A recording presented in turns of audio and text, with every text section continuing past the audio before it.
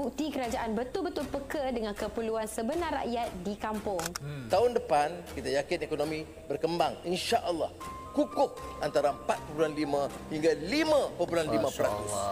Inilah Jadi Malaysia, statement Bank Dunia ini kayak memberikan dukungan lah atau harapan besar gitu buat Malaysia untuk bisa menjadi negara maju dalam waktu dekat. Ekonomi berkembang, rakyat terbela, pendidikan maju, komuniti diperkasa dan nama Malaysia makin harum di mata dunia. Ini baru 2 tahun. Bayangkan apa lagi kita boleh capai pada masa yang akan datang di bawah pimpinan yang amat berhormat Perdana Menteri Malaysia, Datuk Seri Anwar Ibrahim. Pencapaian terbaik sejak tahun 1973. Paling mengharukan di pentas dunia, Malaysia terus bersinar. Ya mau gimana lagi, Indonesia emang masih jauh banget gitu ya untuk bisa naik kelas. Bismillahirrahmanirrahim. Assalamualaikum warahmatullahi wabarakatuh. Berjumpa lagi dengan saya guys, TM Break TV. Gimana kabar kalian semua? Semoga sentiasa dalam keadaan sehat walafiat, dipermudahkan segala urusannya dan juga dilancarkan rezekinya. Amin amin ya rabbal alamin. Oke teman-teman, dalam kali ini mari kita ya sebagai rakyat Indonesia, khususnya untuk bangsa Indonesia sendiri guys, untuk bisa ya ambil hal-hal yang positif, maupun kita harus belajar daripada negeri jiran kita Malaysia, yang sekarang Malaysia menuju negara maju guys. Malaysia sekarang ini banyak hal-hal yang dicapai ya guys, dan rakyatnya sudah makmur ya di Malaysia sendiri. Sedangkan kita tahu di Indonesia sendiri masih sibuk tentang pajak lah, masih sibuk tentang hal inilah, masih ramainya pengangguran lah di Indonesia. Namun hal ini mari kita ambil hikmahnya, ambil pelajaran daripada negeri jiran kita Malaysia nih guys. Meskipun negeri jiran kita Malaysia ini adalah negeri yang sangat kecil. Oke teman-teman, seperti apakah videonya? Langsung saja kita play, let's go. Pencapaian terbaik sejak tahun 1973. Nilai pasaran equity domestik mencecah angka tertinggi melepasi 2 trilion ringgit, selain indeks bursa FBM KLCI kembali melepasi 1,600 mata. Taraf kredit berdaulat berjaya dikekalkan. Prestasi ekonomi mengatasi jangkaan dan unjuran, sama ada dari segi pertumbuhan, pelaburan dan nilai ringgit, menggambarkan keyakinan pelabur dan kejayaan awal dari langkah pembaharuan ekonomi madani.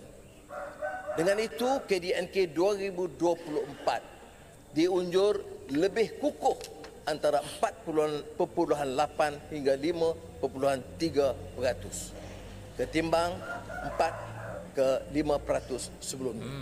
Tahun depan kita yakin ekonomi berkembang, insya-Allah kukuh antara 4.5 hingga 5.5%. Didukung langkah strategi belanjawan madani ketiga 2025. Tidak dimungkiri kenyataan bahawa kejayaan ini selain dari perkembangan serantau dan dasar fiskal. Siapa sangka dalam 2 tahun je banyak hidup rakyat Malaysia dah berubah kan? Apa yang berubah tu? Jom throwback kejayaan kerajaan madani kebelakangan ni. Bila tengok balik apa yang berlaku sepanjang tahun 2024, tak sangka banyak perubahan besar yang berlaku. Dan ekonomi pendidikan, bantuan rakyat hingga ke pentas dunia dah banyak Malaysia capai. Jadi apa yang dicapai tu? Tahun ini ekonomi Malaysia benar-benar menunjukkan taring. Bayangkan KDNK kita naik 5.3%, suku ketiga. Ia adalah satu pencapaian yang melonjakkan keyakinan besar kepada rakyat dan pelabur. Nilai dagangan pula melompat ke 2.1 trilion dalam 9 bulan pertama, mengatasi rekod tahun lepas. Tapi yang paling membanggakan, pelaburan yang masuk memang luar biasa dengan jumlah 160 bilion dalam 6 bulan pertama je, naik 18% berbanding tahun lepas. Kalau sebut syarikat-syarikat besar yang masuk melabur, memang bukan calang-calang orangnya. Antaranya ialah Microsoft, Nvidia, AWS, Oracle, Google. Semua bawa masuk dana besar sampai total 185.3 bilion. Hingga ini membuka 64,479 peluang pekerjaan untuk rakyat Malaysia. Malah ringgit pun makin kukuh. Kini pada kadar RM4.26 untuk USD1. Tak cukup dengan itu, kadar pengangguran turun ke 3.2%, bahkan terendah sejak pandemik COVID-19. Nampak? Bila ekonomi makin kukuh, kerajaan pastikan rakyat tak tercicir. Hinggakan 34,000 keluarga berjaya keluar daripada kategori miskin tegar tahun ini. Dan 6 negeri iaitu Perlis, Perak, Melaka, Negeri Sembilan, Pahang dan Terengganu dah capai pun status sifar miskin tegar. Ini bukan sekadar angka tapi realiti hidup yang berubah. Program macam STR, sumbangan tunai rahmah, dah bantu 9 juta rakyat B40. Manakala SARA, sumbangan asas rahmah, bagi bantuan bulanan untuk 8.4 juta rakyat untuk membeli barangan keperluan. Lagi power, IPR, Inisiatif Pendapatan Rakyat, dah bantu lebih 4,600 peserta menjana pendapatan dan ada yang ekonomi keluarga mereka pun dah capai tahap stabil sudah pun. Bercakap pasal masa depan, pendidikan memang jadi keutamaan kerajaan. Tahun ini 654.29 juta dilabur untuk naik taraf 8,131 sekolah kerajaan dan 48 institusi pendidikan. Anak-anak makin selesa belajar, fasiliti makin canggih. Tak cukup dengan tu, fakulti AI pertama negara ditubuhkan di UTM. Seramai 101 pelajar pertama dah mula belajar tentang kecerdasan buatan. Nampaknya Malaysia dah ready jadi pemain utama dalam dunia teknologi. Bukan itu saja, kerajaan tak lupa pada komuniti luar bandar. Sejati Madani dah bantu 6,547 komuniti dengan dana sebanyak 590 juta yang berjaya jana pendapatan penduduk sampai 8,000 sebulan. Dan tak lupa juga 43 kampung terpilih sebagai kampung angkat Madani, memberi manfaat kepada 83,000 penduduk. Ini bukti kerajaan betul-betul peka dengan keperluan sebenar rakyat di kampung. Untuk memastikan semua ini berjalan lancar, kerajaan ambil langkah besar dalam menjaga integriti negara. Pindahan Akta Audit 1957 beri kuasa lebih luas kepada Ketua Audit Negara untuk menyiasat hampir 2,000 GLC dari GLIC. Ini langkah serius untuk pastikan duit rakyat dijaga, tak disalahguna. Ketulusan macam ni penting terutama bila melibatkan dana awam. Dan untuk penjawat awam, tahun ini memang paling berubah untuk mereka, di mana kerajaan tawarkan 15% kenaikan gaji untuk kumpulan pelaksana dan profesional dan 7% kenaikan untuk kumpulan pengurusan tertinggi dan merupakan kenaikan tertinggi dalam sejarah perkhidmatan awam. Kerajaan juga telah memperkenalkan sistem pengurusan prestasi yang lebih berkesan supaya semua pihak boleh bekerja dengan lebih produktif. Paling mengharukan di pentas dunia, Malaysia terus bersinar kita bakal jadi pengerusi ASEAN 2025. Termasuklah dapat kerjasama BRICS dengan sokongan gergasi macam China, India dan Rusia serta berjaya menterai 72 MOU dan perjanjian antarabangsa. Ini menunjukkan hubungan diplomatik makin kuat, pasaran ekonomi Malaysia makin mantap, hubungan antarabangsa semakin luas. Jadi kalau nak dirumuskan, tahun kedua kerajaan Madani ini penuh dengan kerja keras dan bukan sekadar cakap kosong.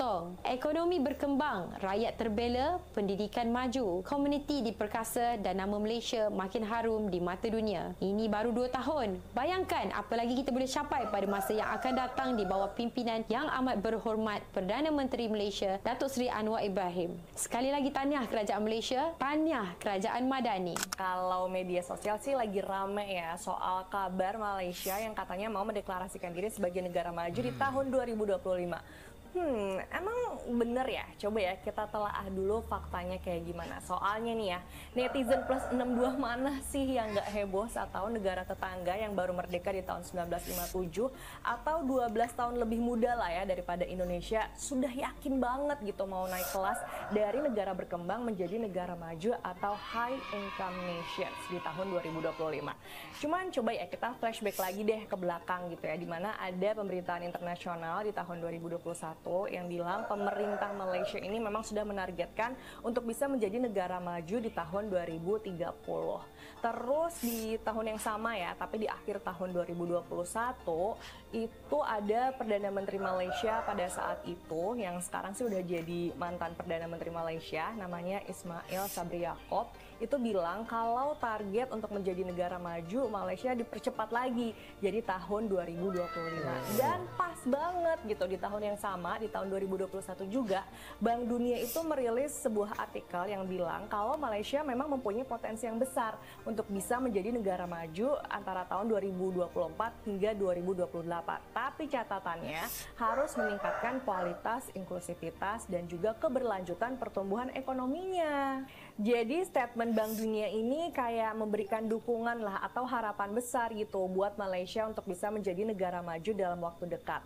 Tapi sebenarnya kriteria negara seperti apa sih yang dikategorikan sebagai negara maju?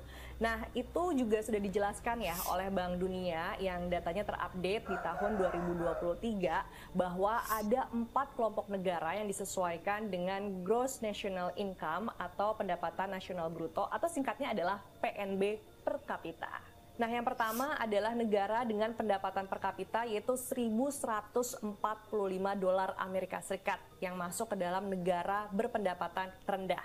Terus kalau satu negara pendapatan per kapitanya adalah 1.146 hingga 4.515 dolar Amerika Serikat, tandanya negara pendapatan menengah ke bawah.